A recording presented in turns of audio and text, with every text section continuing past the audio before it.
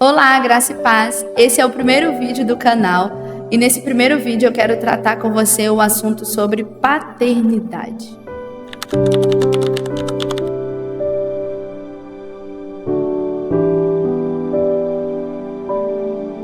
Pai.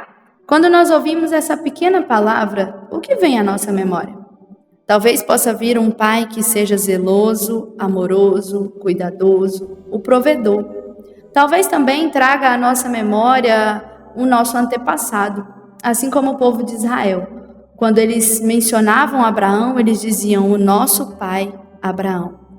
Mas também algumas pessoas, por causa das suas experiências, quando ouvem essa palavra pai, pode trazer à sua memória lembranças de dor, abandono, tristeza. Pode trazer à sua memória um pai que batia na mãe, um pai que foi embora. Enfim, quando nós olhamos para o pai, a gente tem alguma referência. Mas quando nós olhamos para Deus, será que nós conseguimos ver Deus como nosso pai? Será que conseguimos olhar para o eterno com tanta intimidade e pensar nele como o nosso pai? E é isso que eu quero pensar com você hoje.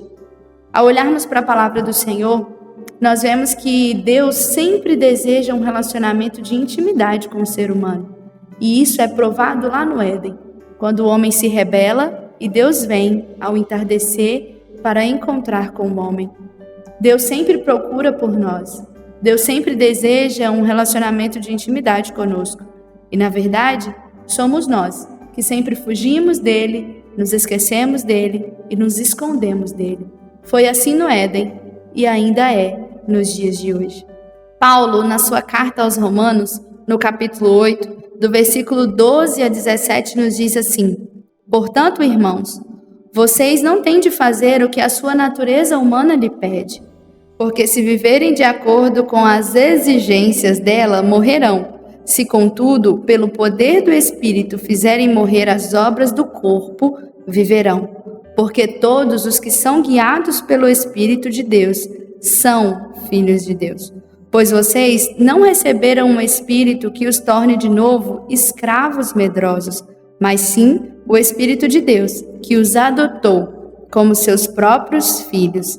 Agora nós o chamamos Abba Pai, pois o seu Espírito confirma ao nosso Espírito que somos filhos de Deus. E se somos seus filhos, então somos seus herdeiros e, portanto, co-herdeiros com Cristo. Se de fato participamos do seu sofrimento, participaremos também da sua glória. Paulo diz para nós no versículo 14 que os filhos são guiados pelo Espírito. E talvez essa seja uma das dificuldades que algumas pessoas tenham de reconhecer Deus como Pai. O fato de elas resistirem ao Espírito Santo. O fato de não quererem dar atenção àquilo que o Espírito diz e, de certa forma, rejeitarem ele. Talvez essa seja uma das dificuldades de alguém olhar para Deus e reconhecê-lo como Pai. Porque o texto de João nos diz, no capítulo 1, no verso 12, que, contudo, aos que o receberam e aos que creram em seu nome, deu-lhes o direito de se tornarem filhos de Deus. Alguém só conseguirá olhar para Deus como Pai se primeiro reconhecer a Cristo como Senhor.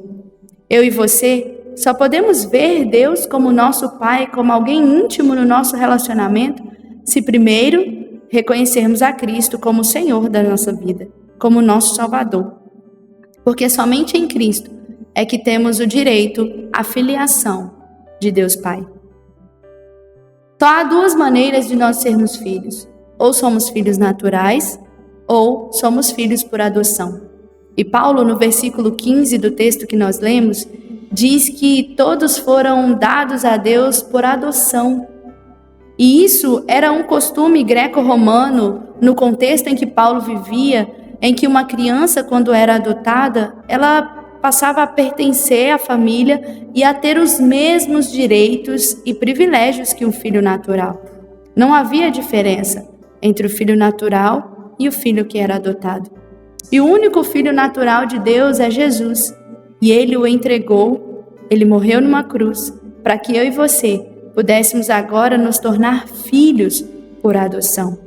Nós precisamos entender isso e começar a viver uma vida que de fato desfrute dos privilégios da filiação, que de fato consegue olhar para Deus e perceber quanto a intimidade com Ele é importante. Quando nós olhamos para o que Paulo estava dizendo nesse texto, ele estava dizendo que todos nós, a partir de Cristo, desfrutamos do privilégio de também sermos filhos de Deus. Jesus, quando ele procurava pelo Pai em suas orações, quando ele se afastava da multidão, ia aos montes para poder orar, ele sempre chamava Deus de Abba. E esse termo em aramaico retrata a intimidade familiar, retrata aquilo que era vivido dentro dos lares, como os filhos tratavam seus pais. Abba quer dizer intimidade, chamá-lo de pai. E Jesus deixou isso para nós. Quando ele se entrega por nós e nos dá a oportunidade de nos tornarmos filhos, ele abre esse caminho para que eu e você também possamos chamar Deus de pai. E o Espírito Santo confirma ao meu e ao seu espírito que nós somos filhos de Deus.